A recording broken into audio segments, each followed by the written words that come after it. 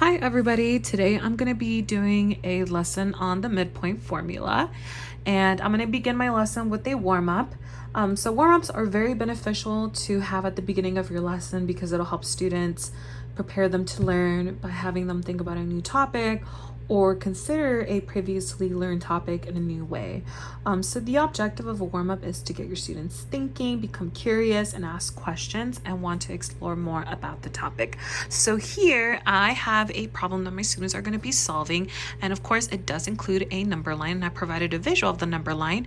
And as my students are solving this problem, I do want them to think about how they got their answer. So the problem is on the number line below, point D bisects the segment between point A and point B. What number is point D on?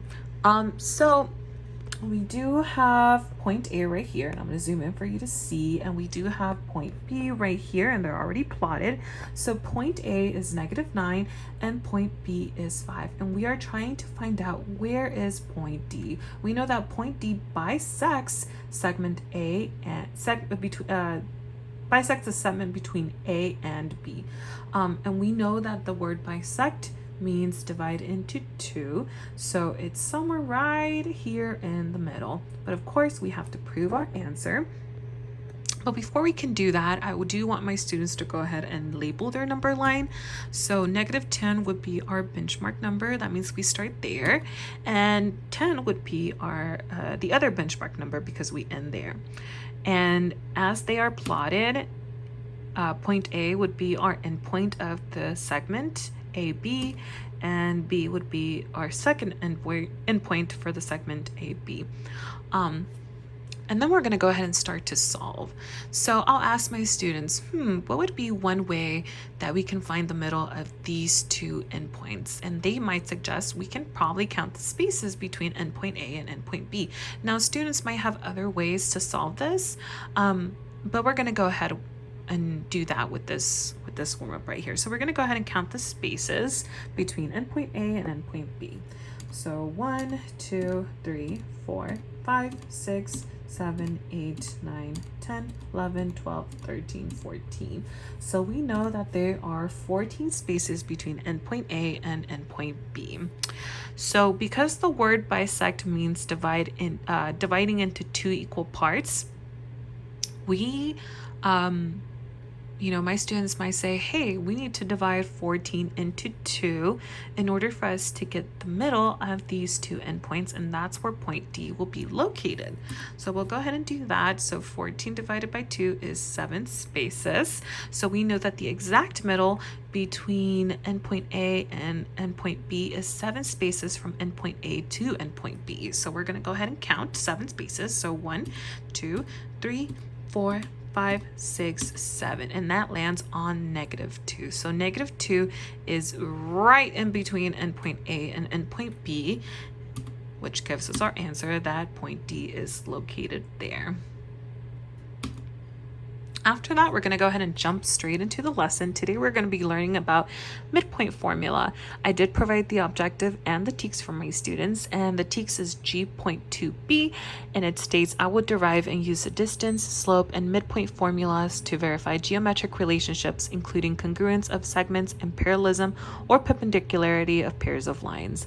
We do also have vocabulary terms that go along with our lesson, and that is line segment, coordinates, midpoint, and point and distance.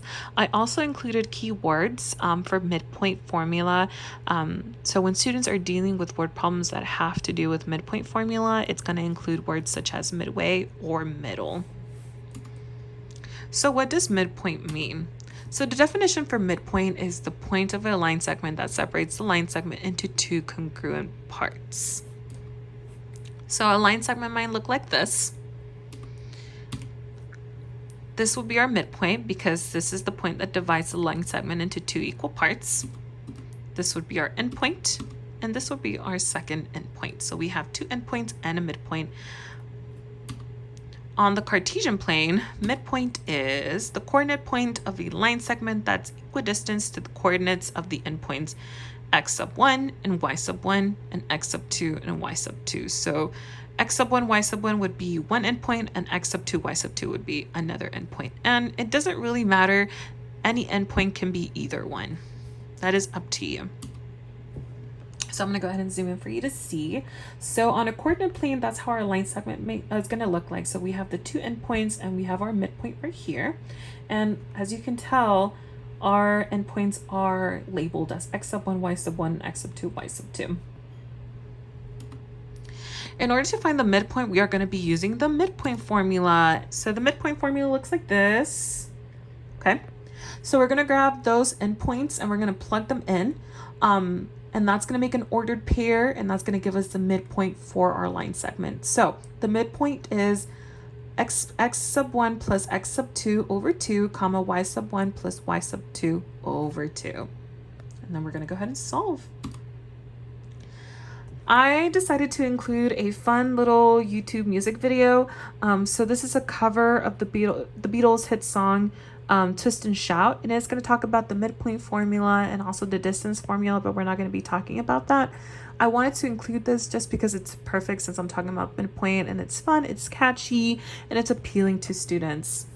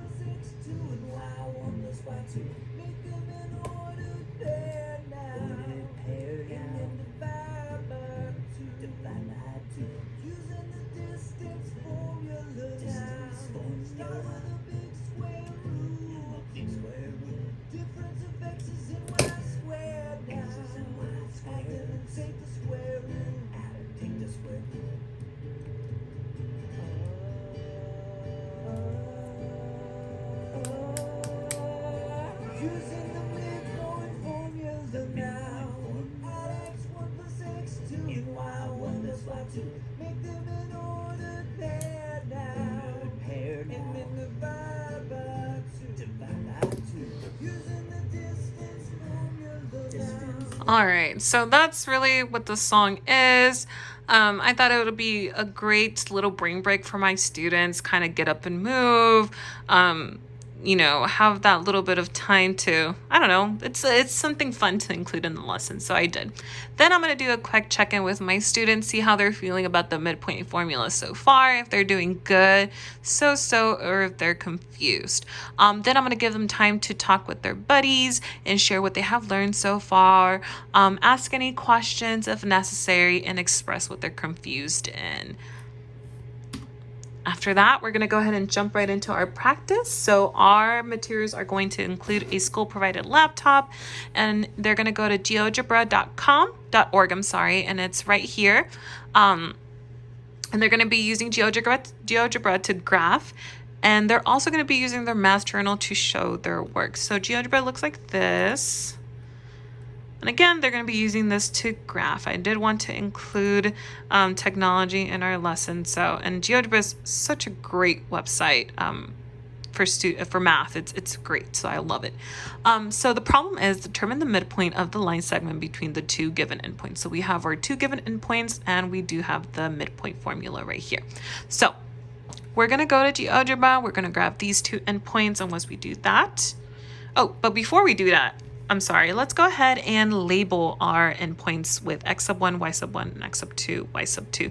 So I'm going to pick, and it doesn't matter again, but I'm going to pick the very first endpoint to be x sub 1, y sub 1, and then the second ordered pair to be x sub 2, y sub 2. Then we're going to go ahead and graph on GeoGebra, and then it's going to look like this. After that, it'll be time to plug in the numbers. So we're going to grab x sub 1 and x sub 2. We're going to add them and put them over 2. So that'll be 1 plus 9 over 2. And then we're going to grab y sub 1 and y sub 2 and put that over 2. So that's going to be 6 plus 2, and that's going to go over 2. So we're going to do the addition part first. So 9 plus 1 is 10, 6 plus 2 is 8, and that is all over 2. Lastly, we're going to divide. So 10 over 2 is 5, and 8 over 2 is 4. So the midpoint of these two endpoints is 5, 4. And it's going to be right there. I did, of course, want to include a math problem, a real world math problem. So that way they know that midpoint can be used outside of school as well. So here we're still going to be using GeoGebra to graph, and they will still be using their math journal to show their work. So the word problem is, on a MAPS coordinate grid, the hospital is located at -4, 7, and the church is 2, -6. The city is planning to build a school midway from the hospital to the church. What would be the coordinates of the new school? So before we start solving this question, I do want my students to go ahead and highlight the keywords of this word problem, because it's going to help them narrow down the word problem and identify exactly what the problem is asking from them. So coordinate grid, on that coordinate grid we have the hospital, and that hospital is located at -4, 7. And we also have the church, and that church is located 2, -6. So the city is trying to build a school that's midway from the hospital to the church. What are the coordinates of the new school? So right off the bat, we know that the hospital and the church, those are going to be our 2 endpoints, okay? So I'll ask my students, let's go ahead and graph them on GeoGebra. So they'll graph them on GeoGebra, and it's going to look like this, okay? And after we do that, we're going to go ahead and label our endpoints. So again, it doesn't matter. I'm personally going to choose the hospital to be x1 and y1, and the church to be x2, y2. Okay, and then we're going to go ahead and plug them in, and everything goes over 2. So we're going to grab x1, which is -4, plus x2, which is 2. Plug that in. Then we're going to grab y1, which is 7, and y2, which is -6. And plug that in, and that's all over 2. We're going to add first, so -4 plus 2 is -2, and 7 plus -6 is 1. That's all over 2. Then we're going to divide. -2 over 2 is -1, and 1 over 2 can stay the same as 1/2, or it could be reduced. It could be a decimal, so 0.5. So the coordinates of the new school are going to be -1, 1/2. After that, we're going to do our exit ticket. So they're still going to be using GeoGebra to graph and their math journal to show their work. So here they just have 2 problems. They're going to be finding the midpoint of the 2 problems. And then, of course, they do have their 2 given endpoints for each problem. And as they're doing this, I'm going to be walking around, making sure they're understanding, they're doing their work correctly, and provide any assistance if necessary. After that, we're going to be doing our activity. So our activity includes a laptop for them to graph in GeoGebra, a note card, a pencil, and a math journal. So students are going to be given a note card, and on that note card, they're going to be writing a set of coordinate points, and they can pick any points they want. Then they will find a partner and find the midpoint of their coordinate points and their partner's coordinate points. And they will use GeoGebra to graph and their math journal to show their work. They will have 4 minutes with each peer before they have to switch. So I gave them an example. This is my note card, and my random coordinate points are going to be 4, -9. And I also did include the midpoint formula up here for them to see and not forget. And then I'm going to go ahead and find a partner and find the midpoint between my coordinate point and their coordinate point, which will be the endpoints. I did include a fun little timer right here so that way students are aware of how much time they have with their peers. And that would be my activities. So something fun, something interactive for them to move around, not just a piece of paper and a pencil. And that is my lesson on midpoint formula. Thank you so much for watching.